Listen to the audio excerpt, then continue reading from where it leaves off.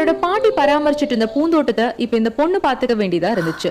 இவளுக்கு கார்டனிங் பிடிக்கும், அதனால ரொம்ப கேர் எடுத்து பாத்துக்கிட்டா. இன்னும் விதவிதமான செடிகளை வளர்க்கணும்ன்ற ஆர்வத்துல புதுசா ஒரு பூச்செடியை வாங்கினா.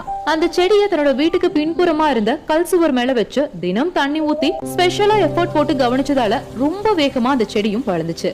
ஆனா 6 மாசத்துக்கு அப்புறமும் கூட அந்த செடியில ஒரு பூ கூட பூக்கல. ஒரு கட்டத்துல எரிச்சல் ஆயிடுது.